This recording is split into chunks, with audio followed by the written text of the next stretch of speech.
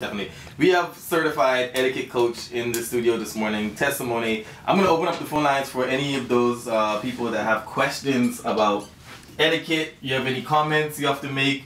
You want to point out something in our society, in our country that really irks you when it comes to our etiquette, or like people say, a lack of etiquette, or even a lack of, like Bahamians say, brought-up-see. Our word, brought-up-see. 323-816-0323-6232. Those are the numbers to call if you want to chime into our conversation. We're talking about being late right now, and the reason why being late is rude to me is because it kind of shows people that my time is better than their time, I guess. It does exactly what it does. It shows that you don't have enough consideration to think about what they have to do. Like, is this not important to you? Whatever we're meeting for, is it not important to you? Right. Like, why are we doing this then? The common excuse over here, and especially in New Providence, I can't even say in the rest of the Out Islands. I know in Grand Bahama, promptness is not much of a problem. Yeah. But I know here in New Providence, it's a task getting through traffic a lot of times. Yeah, but it's also just people be late and then they blame it on traffic. Right. Like, it's an excuse. Yeah, because if you know there's plenty of traffic, then you know you need to leave your house a certain time. At a certain time. I knew that the schools are now out and traffic is going to be retarded. Right. I hate traffic, so I left my house early from like 8:15 to get here on time. Yeah, and you were here on time. Yeah. You were here minutes before the show. I could say, yeah, we even had a little bit of coffee before we came in the studio. And another form of social etiquette, you teach them what to say, when to say it. Yes. It's basically... And then how to be ladies, how to be gentlemen, because we've lost that, I think, a little. Think so? Yeah. Especially when it comes to the ladies. Yeah. Especially when it comes to the gentlemen. Yeah. Like, we're boys and girls, but being a lady and being a gentleman are completely different from being male and female. And this is why you do it this is why you catch them while they're young. This is why you teach kids etiquette, because you must get it at a young age. Yeah. Correct? Yeah. Again, instill it in there from early so that they don't think that it's not cool. Right. By the time they get of age. Right. And you teach them to think before they speak so they don't blurt out something that's offensive. Yep.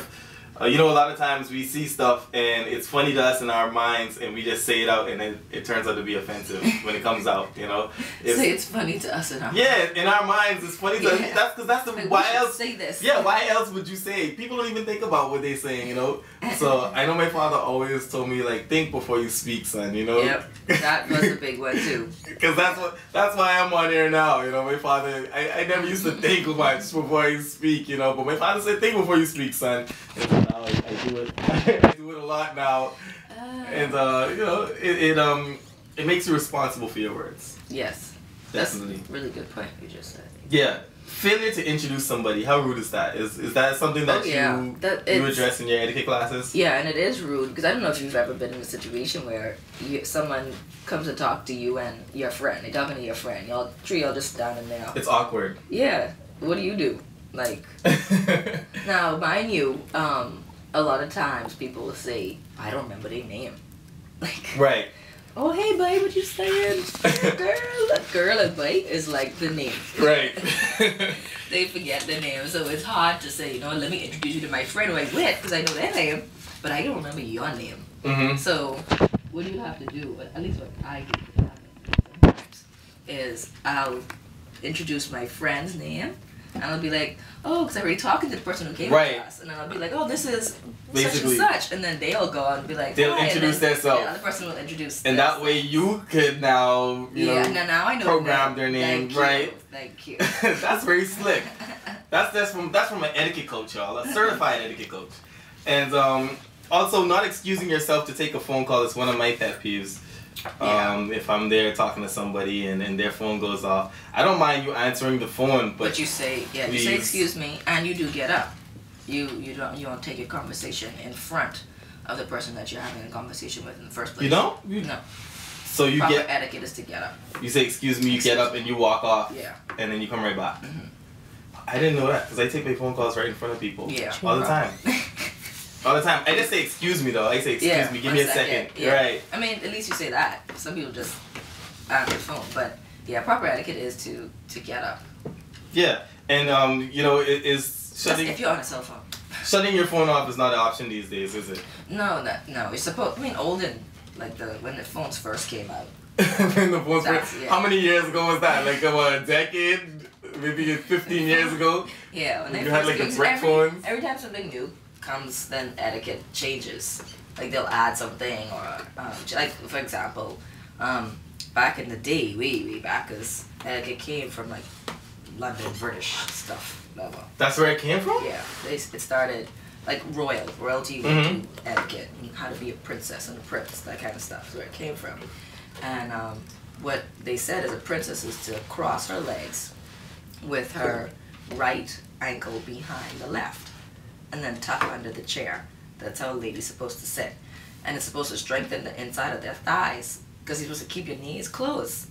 That's the way a lady's supposed to sit. But now in Western culture, ladies sit how men are supposed to sit. Because apparently then men were supposed to sit with their leg on top of their knee, with like a cross, like how ladies sit now.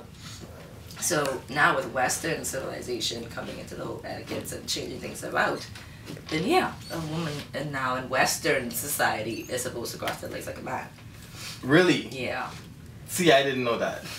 I had no idea. And Kermit is looking very, very confused right now as well. You know. Yeah, but I know growing up, my dad would cross his legs by putting his ankle on his knee, like the square, like that. Right. Yeah. So. And men, but that's how men are supposed to sit. No. No, not by etiquette. Okay. That was brought by Western culture. Right. Yeah. Okay, and women, they're supposed to sit with their ankles crossed, basically. Yes, but they don't do that no more. They sit with their legs crossed, like how a man was initially supposed to sit. Why is that? Why the change? Western culture, being more comfortable, like it's easier. Do you think so? It's easier to do because, like I said,